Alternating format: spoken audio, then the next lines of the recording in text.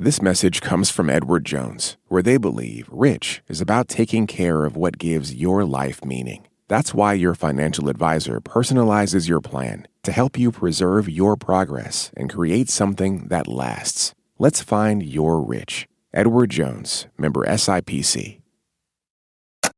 This is Planet Money from NPR. So there's this company called TransDigm. It's in the business of selling spare parts for helicopters and planes. And one of the parts they sell is this half-inch piece of metal called a drive pin. Several years ago, the military needed some of these drive pins, and it contracted with TransDigm to buy some. But then in 2019, Pentagon officials reviewed the deal and found TransDigm would charge $4,361 for this one little drive pin that the Pentagon says should have cost only $46. We reached out to TransDigm for comment, and they dispute the Pentagon's math. They say the price they quoted at the time was fair for this relatively specialized part. Still, for a half-inch piece of metal, some might say that's kind of steep. It doesn't seem right, does it? So I guess the real question is, how do you get from $46 to $4,300, right?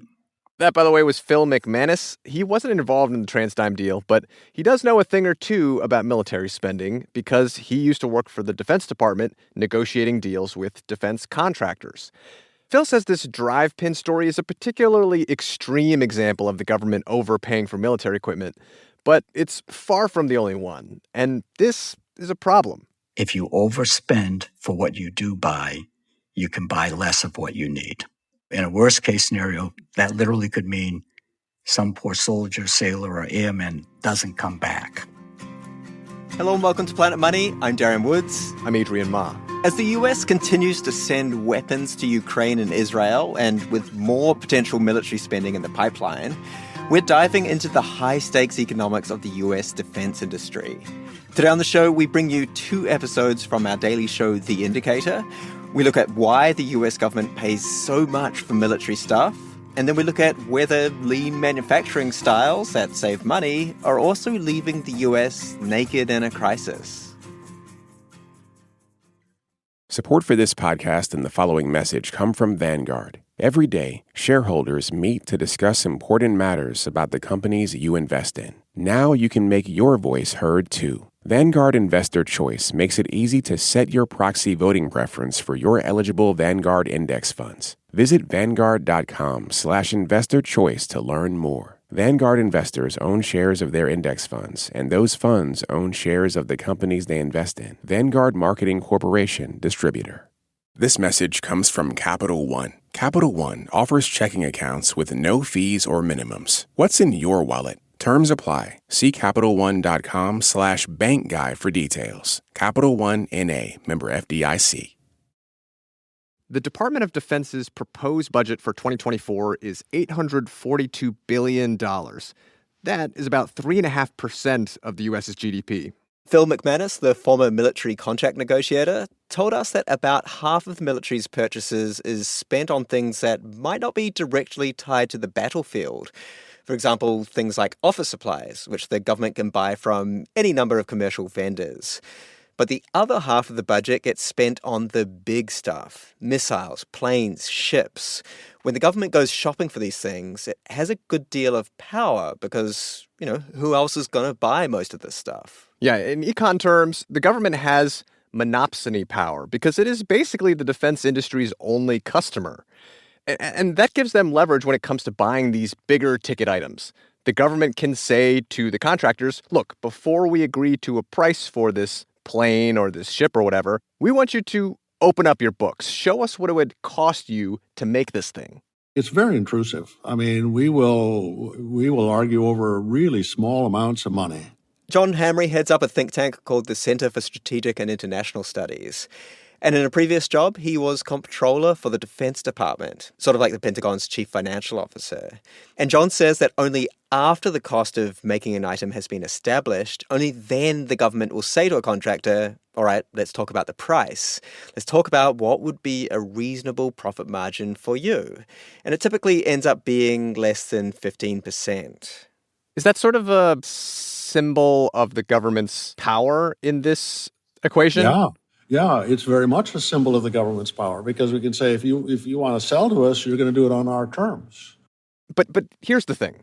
Even though the government has this monopsonistic buying power, the defense contractors also have power.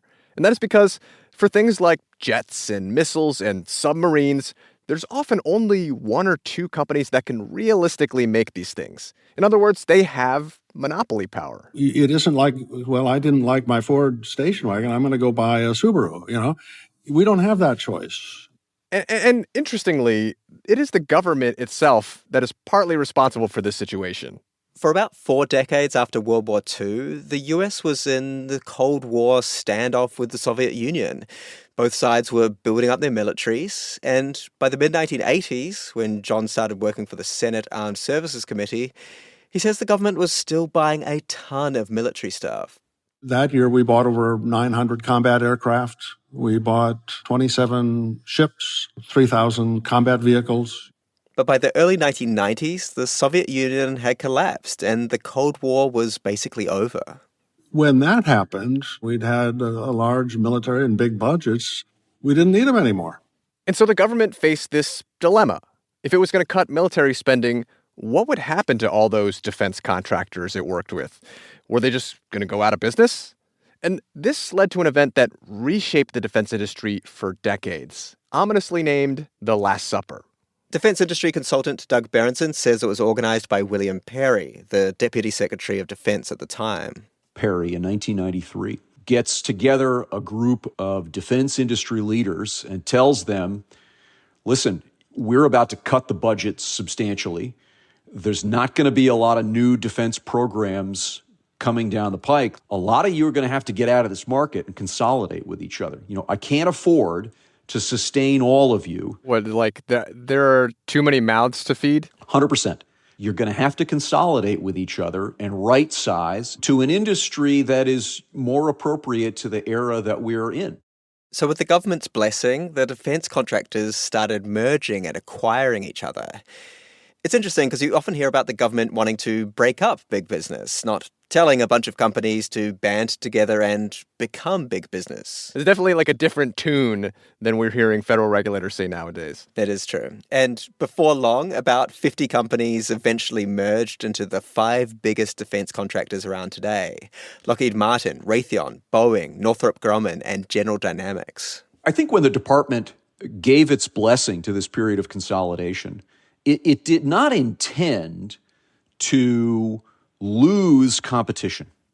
From the government's point of view, merging would make defense companies more efficient, give them economies of scale that hopefully they would pass on in the form of lower prices to the government. But in a lot of ways, this is not how it turned out. For one thing, less competition in the industry meant each contractor had more pricing power.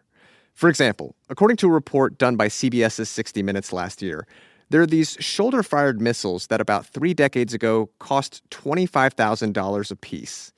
Today, those missiles are being sent to Ukraine at a cost of about $400,000 apiece. And the sole supplier is RTX, formerly known as Raytheon. Now, in some cases, where there is more than one potential supplier for some new advanced weapons system, the government will try to solicit multiple bids to try to play companies off one another to get the benefits of competition. But Doug says that benefit kind of evaporates once the government chooses who it's going with. Once you're down to one contractor, that contractor has enormous leverage over you. A prime example, Doug says, is the F-35 fighter jet. This aircraft that is now more than a decade behind schedule and more than $180 billion over budget. But the government, having sunk all this time and money and having built a good chunk of its defense strategy around this fighter jet, is not about to abandon it. It's locked in. Clearly, they haven't heard about the sunk cost fallacy. Maybe not. It's worth noting that market concentration and a lack of competition are not the only things driving high defense spending. The experts we spoke to also cited defense industry lobbying and Congress people who want to hold on to outdated military projects to protect jobs. Also, the Department of Defense's failure to modernize how it buys stuff. And then, of course, there's the fact that the government for decades just wants to build a big military. The kind of military power that the U.S. is able to marshal and sustain and project around the world is completely unmatched by any country on earth. And if you think that's a good thing or a bad thing, I'll leave that to you individually, but it is enormously expensive. After the break, Waylon Wong and I will consider the threat of a munitions shortage in the US. We look at why it's happening and whether a certain style of manufacturing that came from a car company might be to blame. Support for this podcast and the following message come from Vanguard. Every day, shareholders meet to discuss important matters about the companies you invest in. Now you can make your voice heard too. Vanguard Investor Choice makes it easy to set your proxy voting preference for your eligible Vanguard index funds. Visit Vanguard.com/investorchoice to learn more. Vanguard investors own shares of their index funds, and those funds own shares of the companies they invest in. Vanguard Marketing Corporation, Distributor. Support for NPR and the following message come from Rippling. These days, you can chat with AI about almost any business problem, but Rippling AI is designed to actually solve them. That's because Rippling AI is built on your live global workforce data, so it doesn't just uncover insights into your business, it uses them to take complex actions across your departments. Ready for AI that isn't all talk? Head to rippling.ai/money and get AI that turns insight into action. That's rippling.ai/money. Sign up today. This message comes from Odoo. Running a business shouldn't feel like surviving a software group project. Start managing your business with one unified system. Odoo is the all-in-one business management software. Try for free today at odoo.com/planetmoney. Hi, Mary Childs here. So, blood plasma. It is a critical component in all sorts of medicines, and much of the world gets it from the U.S. We're the Saudi Arabia of blood plasma. We have plenty. What's our secret? We pay for it. Paying people for plasma? Most other countries don't allow it, because it can be coercive, even if it makes economic sense. In our latest bonus episode, we talk about that and more in my extended conversation with economist Al Roth. You can check that out now if you're a Planet Money Plus listener. If that's you, thank you for your support. If it's not you, it could be. You get bonus content, sponsor-free listening, and our eternal gratitude for supporting the work of Planet Money. Just go to plus.npr.org. Thanks. In Davos last month, Ukrainian President Volodymyr Zelensky gave an address. And to be honest, even Zelensky seemed a little tired of giving the same speech. So I don't like to hear my voice. He doesn't like to hear his own voice, he says. But he went on to underline again just how critical U.S. aid is for a Ukrainian victory. Without it, it is not possible. And one particular form of aid Ukraine is running low on is artillery shells. Ukraine uses various types, but one of the most important NATO standard shells is the 155. 155 shells are these clunky bomb shells, 155 millimeters in diameter. Picture a big champagne bottle that will kill you. On the battlefield, they're used in howitzers, these modern cannons. Ukraine is firing a lot of these and similar shells since Russia's invasion, about 7,000 a day. But the U.S. and Europe have recently been supplying fewer 155 shells to Ukraine, partly because they can't make them fast enough. Shortages like these have been blamed on a philosophy of manufacturing called just-in-time production. Just-in-time production is more than just getting things delivered just in time. It's an entire method of manufacturing pioneered by Toyota in the 1930s. Cynthia Cook is the director of the Defense Industrial Initiatives Group at the Center for Strategic and International Studies. There's a focus on efficiency and quality. You're using parts as soon as they come to the factory. Reducing inventory is a key component that saves on storage costs, but it also forces a culture of making higher quality components. Because if your exhaust manifold is misshapen, for example, it's not like you've got a stack of other exhaust parts lying around. If a part is delivered and it's broken or it doesn't fit, that can shut down the factory line. Just-in-time manufacturing also means factories have to work really closely with their suppliers. That approach will spill down through every level of the supply chain so that everybody is tightly coupled and understands what's happening and can posture to meet demand. In the second half of the 20th century, this approach spread from Toyota to other civilian manufacturing companies. And by the 1990s, people were asking whether the U.S. military should adopt just-in-time. After the fall of the Soviet Union, the defense budget in the US plummeted. It halved as a share of national output between the mid-1980s and 2000. And around that time, there were plenty of examples of what a lot of people considered waste in the military. In Iraq, after Operation Desert Storm in 1991, the US had more than 2 years' worth of ammunition supplies left unused. And so the U.S. military was particularly motivated to learn from the private sector.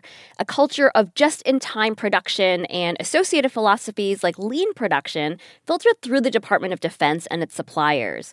Contracts were awarded largely to the companies that could provide equipment for the lowest possible cost. While the Department of Defense was encouraging supply chain efficiency, the type of wars the US was fighting changed.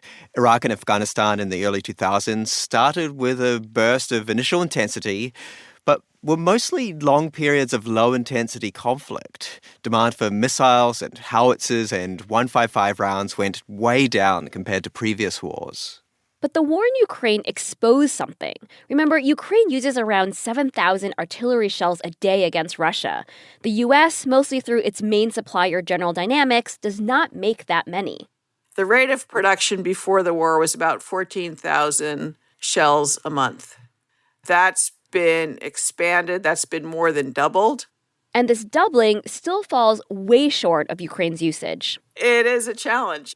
To make matters worse for Ukraine, the US has now been sending more of its scarce 155 rounds to Israel during the Israel-Hamas war. Cynthia says ramping up arms production is not a matter of just flicking on a switch. You have to be real careful about just increasing the size of the plant. There's a lot of safety issues in building these. So the U.S. Army has contracted a new facility in Texas to get built, and it's drawn up some multi-year contracts with suppliers, trying to give them more certainty. It's also looking offshore. It's paying companies and places as far afield as Poland and India to boost their ammunition production. The military hopes to get to making 100,000 rounds a month, and that would be more than a tripling of today. But that won't be till 2025. So how did the U.S. military get into this position, where its supply lines are being tested by a war it's not even directly active in? And that's not even considering what might happen in a larger war if, say, China invaded Taiwan. William LaPlante is the Undersecretary of Defense for Acquisition and Sustainment. And last year at a symposium, he blamed the military's general supply issues on one core thing. I remember getting lectures about this, that we needed to adopt just-in-time delivery, minimize inventories, and drive your costs down. Well, that's great until something bad happens. And we've paid a price for it.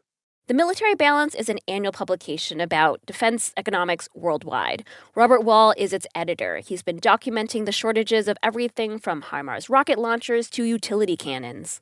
It's not just artillery shells. It's happening in air defense missiles and other areas. There are new conflicts popping up everywhere and new strains that make dealing with these challenges even harder. To Robert, two things happened at once that made the US military supply chain vulnerable. First, there was emphasis on short-term efficiency. But secondly, with Afghanistan and Iraq, the US just got too familiar with a completely different type of warfare. We had gotten used to the fighting phase of conflicts being rather quick. Because if you think back, yes, the U.S. was fighting in Afghanistan for years, or decades, same with Iraq. But actually, the intense part of combat operations, those were relatively short. It's maybe a bit unfair to say, but I think the feeling had set in that's just how wars are. Robert says just-in-time production is often not appropriate for the military. I mean, just-in-time is the phrase we focus on. But really, what we're really talking about is that everything has gotten so lean that you have no fat in the system. Fat in the military means flexibility in the case of a shock. Cynthia Cook at the Center for Strategic and International Studies is quick to add, though, it's not about throwing out the wider just-in-time approach altogether. The challenge is not an industrial base that relies on just-in-time production. The challenge is an industrial base that doesn't have sufficient resiliency to surge when the requirement to surge exists. Cynthia says that just-in-time production incorporates a range of principles, not just skimpy inventories. It also means things like getting quality right the first time or close communication with your suppliers. Cynthia would like to see an overhaul of U.S. defense contracting and procurement that doesn't just go for the lowest bidder. Concretely, could that look like the Department of Defense paying for excess production capacity? I guess people and factories that are not really being used at full capacity? You have put your finger exactly on the challenge. When you talk about investing in excess capacity and keeping workers around with nothing to do, that's exactly the challenge. Just this month, the Pentagon made steps in that direction.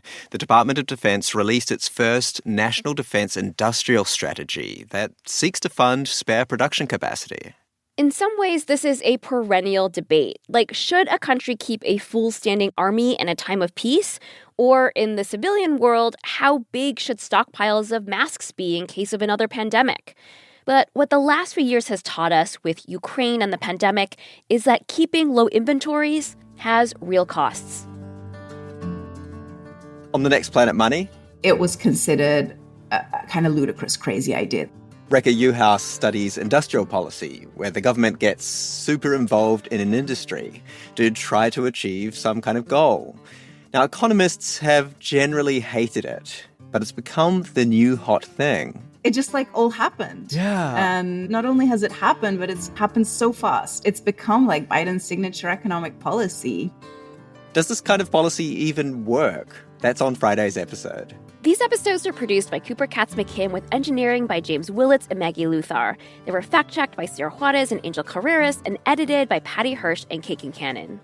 I'm Wailin Wong. This is NPR. Thanks for listening.